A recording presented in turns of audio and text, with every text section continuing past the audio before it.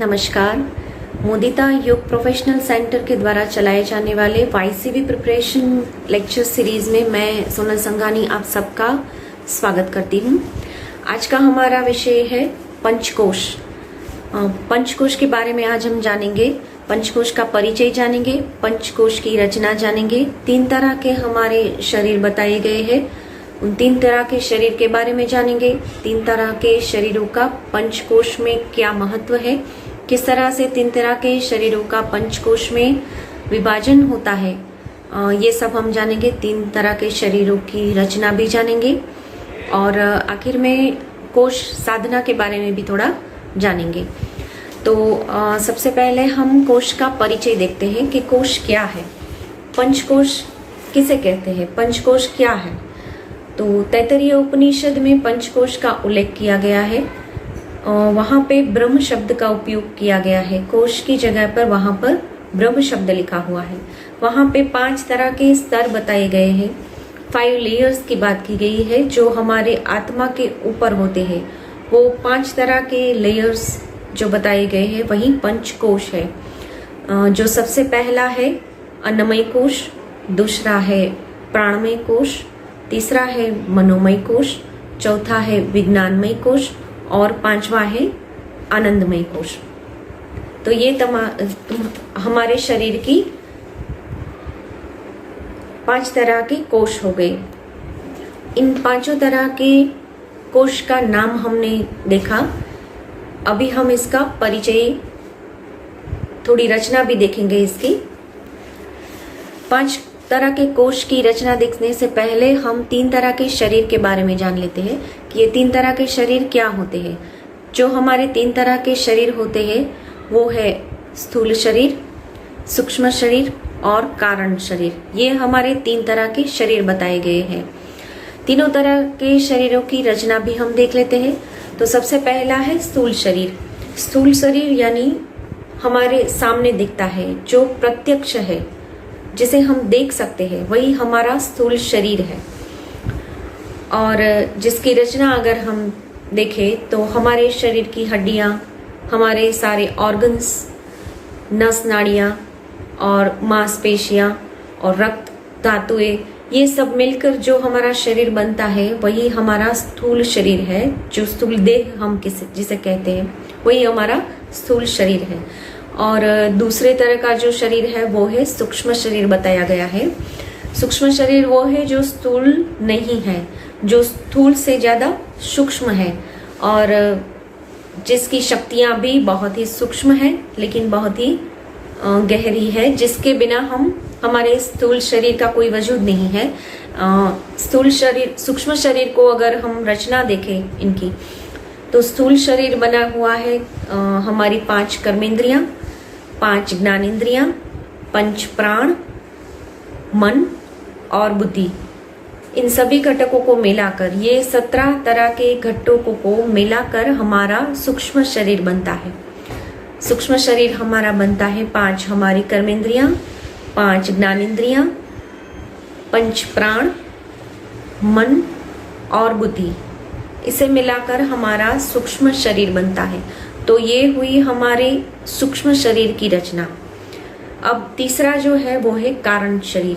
कारण शरीर जो है वो हमारे इन दोनों शरीरों का कारण कहा गया है, इसीलिए ये कारण शरीर है। कारण शरीर यानी जिसे हम अनादि, निर्विकल्प, अनंत कह सकते हैं, जो सूक्ष्म से भी सूक्ष्म है, इसीलिए कारण शरीर को सूक्ष्माति सूक्ष्म कहा गया है। स्थूल शरीर, इससे ज्यादा सूक्ष्म शरीर और सूक्ष्म शरीर के बाद आता है सूक्ष्म से भी सूक्ष्म यानी हमारा कारण शरीर। तो ये हुए हमारे 3 तरह के शरीर, 5 तरह के कोश हमने देखे।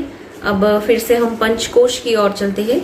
फिर देखेंगे कि ये तीनों तरह के शरीरों का पंचकोश में क्या महत्व है, किस तरह से इसका विभाजन होता है।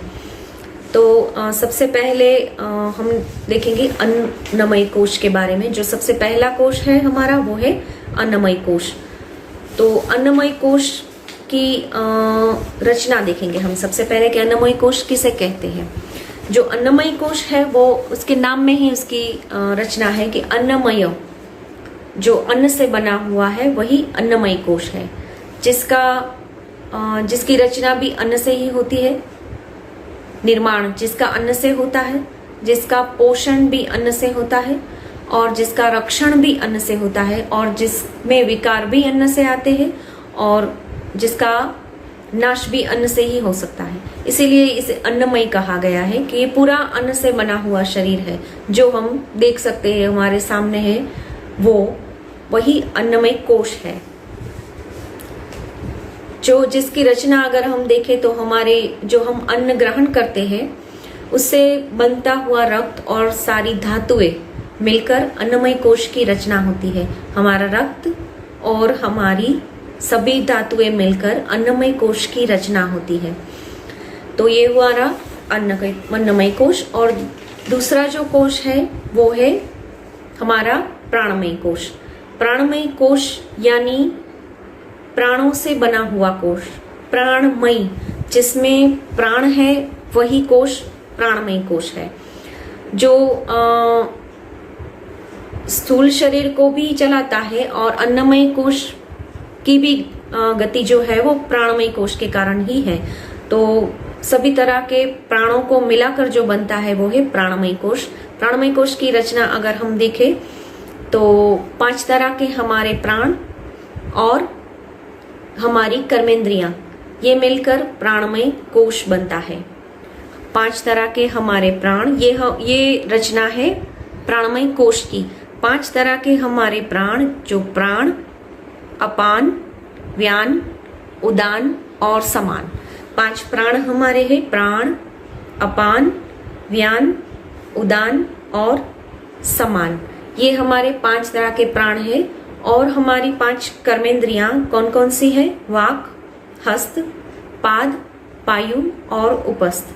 वाक, हस्त, पाद, पायु और उपस्थ, ये 5 हमारी कर्मेंद्रियां और 5 प्राण मिलकर प्राणमय कोश की रचना होती है। ये हुई प्राणमय कोश की रचना, जो दूसरे नंबर पर था। अब तीसरे नंबर पर आता है मनोमय कोश। मनोमय कोश यानी जो हमारा मन है, जो हमारा चित्त है, वही हमारा मनोमय कोश है। मनोमय कोश में भी इसके नाम में ही इसका अर्थ है मनोमय कोश, जो मन से मय है, जिसमें हमारे चित्त शामिल है, वही मनोमय कोश। इसकी रचना अगर हम देखें तो मनोमय कोश की रचना में हमारा मन और हमारी 5 ज्ञानेंद्रियां शामिल है। मन और 5 ज्ञानेंद्रियां मिलकर जिस कोश की रचना होती है वो है मनोमय कोश। मन के साथ हमारी कौन कौन सी 5 ज्ञानेंद्रियां हैं? 5 ज्ञानेंद्रियां मतलब हमारा श्रोत्र, त्वक, चक्षु, रसना और घ्राण। श्रोत्र, त्वक, चक्षु, रसना और घ्राण, यानी कि श्रोत्र यानी हमारे कर्ण, त्वक यानी त्वचा, रसना यानी जिह्वा और घ्राण यानी नासिका। कर्ण, त्वचा, चक्षु, जिह्वा और नासिका, ये हमारी 5 ज्ञानेंद्रियां हैं जो मन के साथ मिलकर मनोमय कोश की रचना करती है। तो ये हुआ हमारा मनोमय कोश, मन और 5 ज्ञानेंद्रियां। इसके बाद जो आता है वो है विज्ञानमय कोश। चौथे नंबर पर जो कोश है वो है विज्ञानमय कोश। विज्ञानमय कोश जो है वो है हमारी बुद्धि, जिसे हम तर्क वितर्क करते हैं, जिसे हम विवेक कहते हैं, और जो सही और गलत का फर्क समझाती है, वो हमारी बुद्धि ही हमारा विज्ञानमय कोश है, जिसे हम सही क्या है, गलत क्या है, इसका निर्णय कर सकते हैं, वो हमारा विज्ञानमय कोश है। तो हमारा जो विज्ञानमय कोश है, इसकी रचना कैसे होती है, इसे हम देखेंगे कि विज्ञानमय कोश जो है वो भी हमारी 5 ज्ञानेंद्रियां और हमारी बुद्धि, इन सबको मिलाकर हमारा विज्ञानमय कोश बनता है। तो विज्ञानमय कोश की रचना भी हमने देखी, अन्नमय कोश, प्राणमय कोश, मनोमय कोश और विज्ञानमय कोश। तो इसकी रचना भी हमने देखी कि हमारी 5 ज्ञानेंद्रियां और हमारी बुद्धि मिलकर विज्ञानमय कोश बनता है। तो यहाँ पे 4 कोश हमने देखे। अब हम 5वां कोश जो हमारी आत्मा के सबसे नजदीक है और सबसे सूक्ष्म कोश है वो है आनंदमय कोश। आनंदमय कोश सूक्ष्माति सूक्ष्म कहा जाता है और आत्मा के ऊपर का पहला आवरण कहा जाता है। हमारी ये जो यात्रा है वो स्थूल से सूक्ष्म की यात्रा है। स्थूल से सूक्ष्म की यात्रा में हमने सबसे पहले अन्नमय, उसके बाद प्राण, मनोमय और विज्ञानमय देखा, जो स्थूल से सूक्ष्म, सूक्ष्म से भी सूक्ष्म और सूक्ष्माति सूक्ष्म की ओर हम जा रहे हैं। तो जो अभी आनंदमय कोश है वो सूक्ष्माति सूक्ष्म कोश है। यहाँ पे आत्मा के नजदीक का सबसे पहला आवरण यह है आनंदमय कोश। तो सूक्ष्म से स्थूल की ओर यात्रा करते हैं तो सबसे पहला कोश आता है आनंदमय कोश जो सबसे सूक्ष्म है। उसके बाद आता है विज्ञानमय, उसके बाद मनोमय और उसके बाद प्राणमय और बाद में सबसे स्थूल यानी अन्नमय। तो सबसे लास्ट वाला है जो सूक्ष्म से स्थूल की ओर जाते हुए सबसे पहला कोश है। यहाँ पे हम इसी से लास्ट लेते हैं वो है आनंदमय कोश। तो ये 5 कोश की रचना हो गई। 3 तरह के शरीर जो हमने पहले देखे, जो तीनों तरह के शरीर जो है इसमें सबसे पहला शरीर हमने देखा वो था स्थूल शरीर। यहाँ पे हम देखते हैं कि 3 तरह के शरीर का इन 5 कोशों में कैसे विभाजन होता है। 5 तरह के कोश में 3 तरह के शरीर का हम विभाजन करें तो सबसे पहला शरीर जो है वो स्थूल शरीर है। स्थूल शरीर यानी अन्नमय कोश। स्थूल मतलब स्थूल देह जो अन्न से बना हुआ है, जिसमें हमारी हड्डियां, मांसपेशियां, नस नाड़ियां, सारे ऑर्गन्स, रक्त, जो सब कुछ हम देखते हैं सामने वही स्थूल है। जो अन्न से बना हुआ है, जो अन्न से पोषित होता है और अन्न से ही जिसमें विकार भी आते हैं, तो वही है अन्नमय कोश, वही है हमारा स्थूल शरीर। दूसरा जो शरीर बताया गया है वो है सूक्ष्म शरीर। सूक्ष्म शरीर जो है वो ही हमारे जो 3 आगे के कोश है, दूसरा, तीसरा और चौथा कोश, जो प्राणमय कोश, मनोमय कोश और विज्ञानमय कोश, जो तीनों कोशों को सूक्ष्म कोश बताया गया है, जो स्थूल नहीं है, वही हमारा सूक्ष्म शरीर है। तो सूक्ष्म शरीर की रचना हमने पहले भी देखी थी, जो 5 कर्मेंद्रियां, 5 ज्ञानेंद्रियां, 5 प्राण और मन और बुद्धि को मिलाकर जो शरीर बनता है वो सूक्ष्म शरीर है। जिसमें हमने कोशों की रचना में देखा कि जो हमारा दूसरा कोश है प्राणमय कोश, इसमें 5 प्राण और कर्मेंद्रियां शामिल है। इसके बाद का जो कोश है वो मनोमय कोश, जिसमें हमारा मन और 5 ज्ञानेंद्रियां शामिल है, और विज्ञानमय कोश जिसमें हमारी बुद्धि और 5 ज्ञानेंद्रियां शामिल है। तो ये सभी चीजों को मिलाकर हमारा सूक्ष्म शरीर बनता है। तो ये 17 घटक सूक्ष्म शरीर में शामिल है, यानी कि हमारे तीनों कोशों में यही 17 घटक शामिल है। सबसे पहला शरीर हुआ स्थूल शरीर, अन्नमय कोश हुआ। दूसरा हुआ सूक्ष्म शरीर हमारा प्राणमय, मनोमय और विज्ञानमय कोश हुआ। और तीसरा शरीर हमारा जो है वो है कारण शरीर। कारण शरीर सूक्ष्माति सूक्ष्म है, ये हमने देखा। कारण शरीर ही हमारा आनंदमय कोश है, जो हमने देखा कि आनंदमय कोश जो है वो ही आदि निर्विकल्प है। जो दोनों शरीरों का कारण है वही कारण शरीर है और वही आनंदमय कोश है, जो आत्मा से सबसे पहला आवरण है। जो स्थूल है वही कारण शरीर है और वही हमारा आनंदमय कोश है। तो ये हमने देखा तीनों शरीरों का विभाजन 5 तरह के कोशों में कैसे होता है। तो ये 5 कोशों की रचना भी हमने देखी, परिचय देखा, रचना देखी और तीनों शरीरों की रचना देखी। तीनों शरीरों का 5 कोशों में हमने विभाजन देखा। इसके बाद हम कोश की साधना के बारे में बात करेंगे कि कोश की साधना क्या है, किस तरह से कोशों की साधना की जाती है।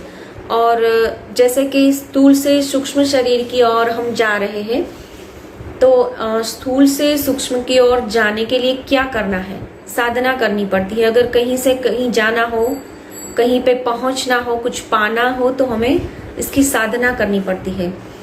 तो स्थूल से सूक्ष्म तक की जो यात्रा है उसमें भी साधनाएं बताई गई है। तो सबसे पहला है अन्नमय कोश की साधना हम करते हैं। तो अन्नमय कोश की साधना हम किस तरह से करते हैं? क्योंकि ये अन्न से बना हुआ कोश है, तो अन्नमय कोश की साधना भी अन्न के नियंत्रण से ही की जाती है। आहार विहार पर नियंत्रण, और जो हम उपवास करते हैं, व्रत करते हैं, वो सब कुछ जो है वो अन्नमय कोश की ही साधना है। क्योंकि ये स्थूल शरीर है, तो इसकी साधना में योगाभ्यास और आसन भी बताए गए हैं कि आसनों से भी अन्नमय कोश की साधना हो सकती है। तो ये हमने अन्नमय कोश की साधना देखी कि किस तरह से हम अन्नमय कोश की साधना कर सकते हैं, किस तरह से अन्नमय कोश को हम साध सकते हैं। आहार विहार पर नियंत्रण, योगाभ्यास और आसनों के द्वारा हम अन्नमय कोश को साध सकते हैं। इसके बाद दूसरा जो कोश है वो है प्राणमय कोश। प्राणमय कोश की साधना किस तरह से की जाती है? प्राणमय कोश प्राणों से बना हुआ है, तो प्राणमय कोश की साधना में भी प्राणायाम बताया गया है, प्राणों की साधना बताई गई है। प्राणों की साधना करके ही हम प्राणमय कोश की साधना कर सकते हैं। प्राणमय कोश की साधना करते हुए हमें प्राणायाम करना है, प्राणों पर नियंत्रण लाना है। प्राणों पर अगर नियंत्रण है, यानी हम अगर अपने प्राणों का नियंत्रण करते हैं, तो हम अपने मन को शांत कर सकते हैं, अपने मन को भी अपने वश में कर सकते हैं। प्राणायाम साधना से हम अपने मन को शांत करते हैं। प्राणों को नियंत्रण करके हम अपने मन को शांत करते हैं। तो मनोमय कोश की भी साधना हुई, प्राणमय कोश की साधना, और साथ साथ मनोमय कोश की भी साधना हुई। अगर हमारा मन अपने नियंत्रण में है, अगर हम अपने मन को नियंत्रण में करते हैं, तो हम अपने इंद्रियों का भी निग्रह कर सकते हैं। यानी अगर हम प्राणों की साधना करते हैं, तो हम अपने मन पर नियंत्रण कर सकते हैं। अगर हम अपने मन पर नियंत्रण कर सकते हैं, तो हम अपनी इंद्रियों को भी वश में रख सकते हैं। अपनी इंद्रियों को भी वश में रखकर हम अपने आहार विहार पर भी नियंत्रण कर सकते हैं। अगर हमारी इंद्रियां वश में हैं, अगर हमारा मन वश में है, तो हमारी इंद्रियां भी वश में हैं। अगर हमारी इंद्रियां वश में है, तो हम अपने आहार विहार पर नियंत्रण कर सकते हैं, और हम अपने शरीर को योगाभ्यास में भी रख सकते हैं, और प्राणायाम में भी हम टिक सकते हैं। और इसी तरह से प्राणों की साधना के द्वारा मनोमय कोश की भी साधना हुई, और मनोमय कोश से होते हुए हम अपने इंद्रिय के निग्रह के द्वारा आहार विहार पर भी नियंत्रण रख के अन्नमय कोश की साधना भी हम इसी तरह से कर सकते हैं। तो ये तीनों तरह की साधना हो गई, अन्नमय कोश की साधना, मनोमय कोश की साधना और प्राणमय कोश की भी साधना हुई। और साथ साथ अगर हमारी इंद्रियां वश में है, हमारा मन भी शांत है, हमारे वश में है, तो हमारी बुद्धि भी शुद्ध होगी। हमारी बुद्धि के द्वारा हम अपनी 5 इंद्रियों, जो ज्ञानेंद्रियां हैं, हमारी 5 इंद्रियों के साथ मिलकर हम सही गलत का निर्णय ले सकते हैं, सही गलत की समझ रख सकते हैं, और क्या सही है, क्या गलत है, और किस तरह से हमें क्या करना चाहिए और क्या नहीं करना चाहिए, इस बात का निर्णय हम अपनी शुद्ध बुद्धि से ले सकते हैं, हमारी 5 ज्ञानेंद्रियों के साथ मिलकर। ये तब होता है जब हमारा मन भी शांत हो, हमारी सारी इंद्रियां भी हमारे वश में है, तो ही हम इस तरह से शुद्ध बुद्धि से निर्णय ले सकते हैं। तो यहाँ पे भी हो गई हमारी विज्ञानमय कोश की साधना। तो प्राणमय कोश की साधना के साथ साथ हम अपने मनोमय कोश की साधना, हमारे प्राणमय कोश की साधना के साथ मनोमय कोश की साधना, और साथ ही साथ हमारा विज्ञानमय कोश की भी साधना हो गई, और साथ साथ आहार नियंत्रण के द्वारा हम अपनी अन्नमय कोश की भी साधना कर लेते हैं। यहाँ तक आगे बढ़ के हम ध्यान की ओर आगे बढ़ सकते हैं, क्योंकि इंद्रियां वश में है, मन भी हमारे अंकुश में है, तो हम ध्यान में भी अपना मन लगा सकते हैं और ध्यान की ओर, सबीज समाधि की ओर आगे बढ़ते हुए हम आनंदमय कोश की साधना भी कर सकते हैं। आनंदमय कोश की साधना जो है वो ध्यान से बताई गई है। ध्यान से सबीज समाधि की ओर जाते हुए हम आनंदमय कोश की साधना कर सकते हैं, यानी एक के बाद एक कोश को हम साधना के द्वारा साध सकते हैं। स्थूल से सूक्ष्म तक की यात्रा हम इस तरह से एक के बाद एक साधना के बाद कर सकते हैं। तो ये थे हमारे पंचकोश जो स्थूल से सूक्ष्म की ओर ले जाते हैं, और सबसे पहला जो स्थूल और सबसे आखिर का जो है वो सबसे सूक्ष्म कोश है। तो ये पंचकोश की व्याख्या थी, पंचकोश की रचना, परिचय और इसकी साधना, 3 तरह के शरीरों की किस तरह से हम साधना कर सकते हैं, ये भी आज हमने देखा। तो यहाँ पे हम अपना व्याख्यान जो है इसका अंत करते हैं। आपके कोई भी जो क्वेश्चन है तो आप नीचे कमेंट बॉक्स में, चैट बॉक्स में डाल सकते हैं। आज के लिए इतना ही। नमस्कार।